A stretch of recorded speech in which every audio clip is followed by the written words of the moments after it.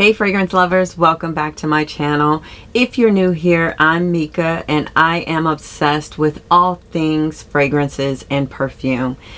If you are new here, please don't forget to hit the subscribe button as well as the notification bell so you'll be notified each and every time that I upload a new video. For those of you who are not new, hey. Today I'm sharing the latest additions to my fragrance collection, and trust me, these are some absolute gems. From dreamy florals to bold gourmands, there's something for every mood. I have 4 here today that I wanted to do a review on, so let's dive in.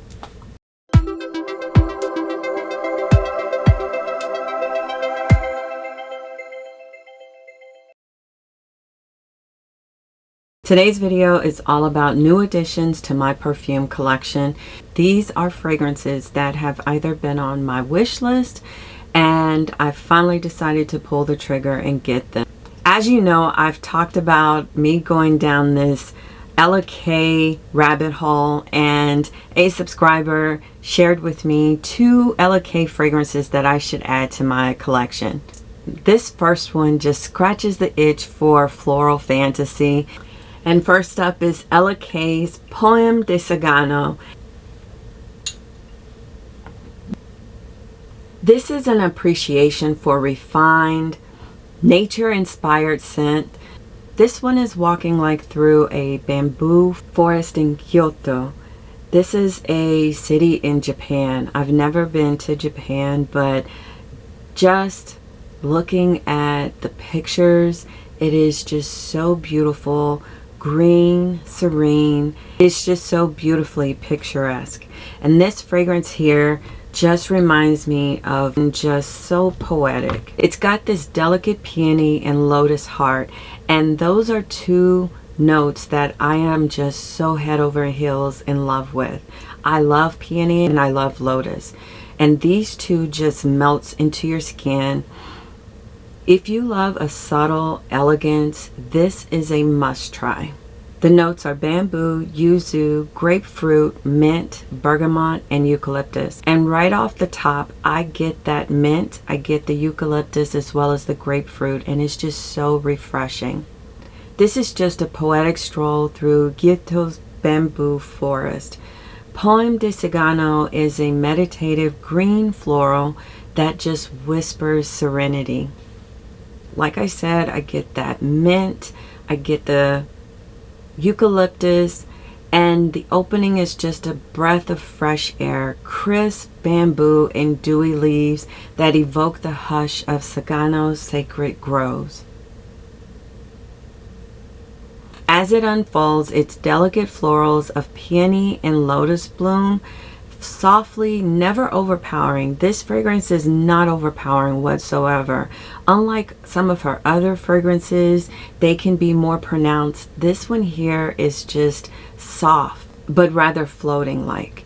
There's a subtle woody base that anchors the composition, giving it depth without heaviness. It's so introspective, it's elegant, and it's quietly powerful. It doesn't have to be as loud and forward, but it is definitely soft powerness from this fragrance. A perfume for those who find beauty in restraint. God, this smells so good. It's best for, to me, those who like minimalistic aesthetics. It's more like a reflective afternoon. And just picture Japanese gardens. That's what I get when I spray this fragrance. Oh, this is so pretty.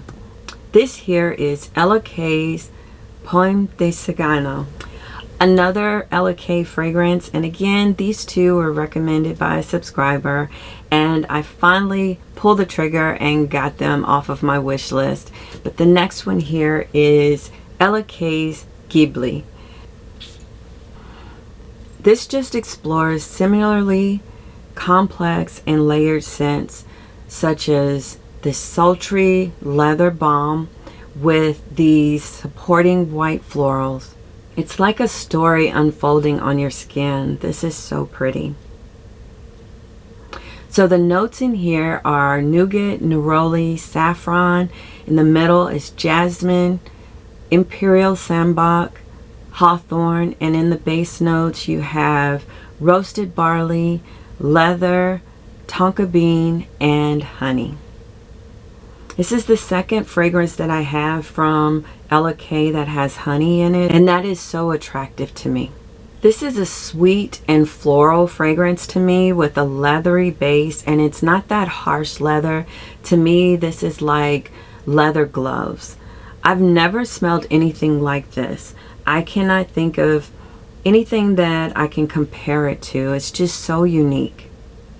It has the sweetness of nougat accompanied by the scent of jasmine, which just rises in the air, and it's just a warm perfumed breeze. The florals in here gives it that touch of elegance.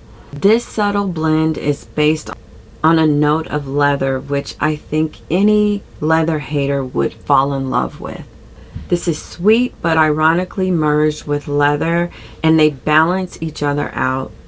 This fragrance is for the leather lovers, and it's also for those who want to get into leather but they don't know which ones to try. So if that's you, then absolutely this is a must try. And if you are a self-proclaimed leather hater, I promise you this fragrance will change your mind. Just try it. This stands out in a crowd. I have gotten so many compliments, and I know that this is normally worn in fall or winter, maybe more like the fall season, but I've been wearing this in the summer and it is beautiful. I don't know who said you couldn't wear leather fragrances in the summer, but for some reason the heat just makes this fragrance just sing. It stands out in a crowd to me. It is so well made, and it lasts well on my skin as well. I get 8 to 10 hours with this fragrance. I'm honestly in love with this brand. These two I think would be my 7th or 8th Ella K fragrance, and I've said it before, I've been going down a rabbit hole with these fragrances, and these are in my top 3 Ella Ks. If you have this fragrance, try it in the heat and see if it makes a difference to you. This is so pretty. I enjoy her fragrances. They just seem so poetic to me, and they just remind me of a story, of a destination, somewhere you've been. And I love the nose of Sonia Constant. Again, this is Ghibli by Ella K. Next is a fragrance that is just the whisper of spring. It's from a house that I also enjoy, and this is Frederic Malle's In Passant. And this to me is, wow. This is one that's just pure poetry. I can smell the lilac, the cucumber, and the wheat in here. I know it sounds strange, but it's so soft and nostalgic. It's like catching a fleeting scent on a spring breeze. This is by Olivia Giacobetti, and I think that she nailed this one. To me, this is just a fleeting moment of lilac in spring. Gorgeous for springtime. I'm wearing it now, and it is beautiful. This is a lilac subtle masterclass. It captures the beauty of lilac blossoms carried on a spring breeze. The lilac is airy and translucent, paired with cucumber and wheat notes that add a fresh, almost watery dimension. If you've been watching my channel, you know that I was on a hunt for a beautiful lilac scent, and I came across this, and I am so happy to have found this. It's not a bouquet. It's not too florally. It's just a memory. The dry down is soft, it's musky, it's like skin warmed by the sunlight.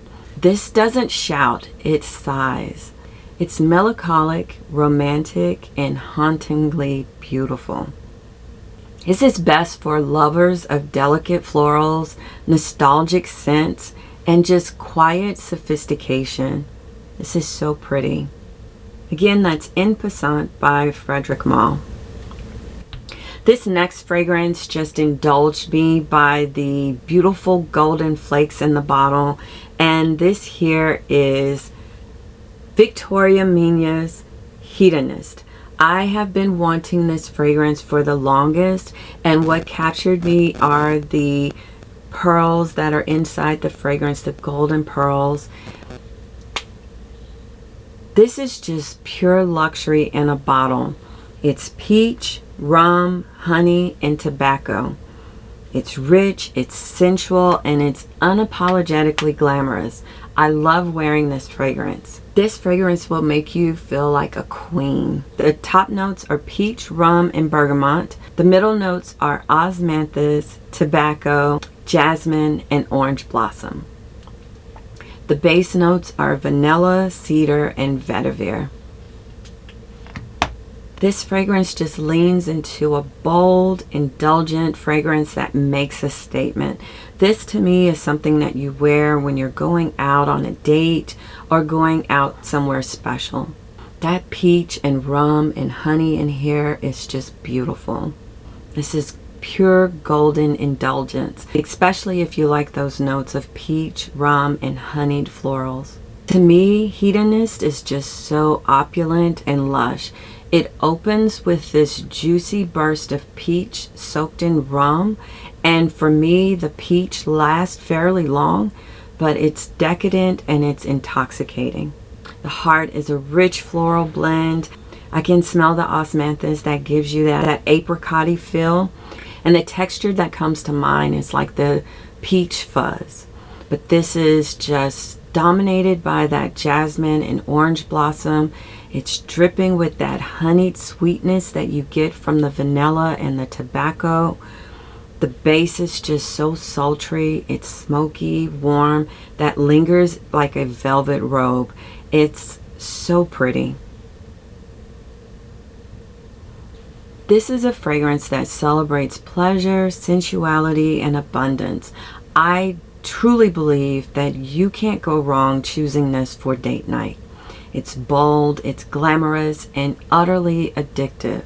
To me, I think of a woman with a silk dress on, her hair is pulled up, she has a beautiful simple necklace, diamond necklace, and she has this light neutral lip, not a bold lip, but a neutral lip. And to me, it is just so captivating, and she looks so romantic. And she is just so sultry. Again, this is for evenings out, just giving you a romantic escapade. And anyone who wants to feel like a queen, feel like royalty, I think you cannot go wrong with this. And again, the bottle is just so pretty. But this is Viktoria Minya's Hedonist. So that's it for today's haul. I do have a few more that I'll share. I didn't want the video to be too long, and I just wanted to bring you these 4 favorites. Let me know in the comments which one you're dying to try, or if you've already added any of these to your collection. Tell me how you're enjoying them. Don't forget to like, subscribe, and hit that bell so you'll never miss a fragrant moment. I try to upload every Sunday, so when you hit that bell, it notifies you every single time that I upload. Until next time, stay scented and sensational. YouTube is going to recommend a video below, and I definitely recommend that you check it out. Alright guys, bye-bye.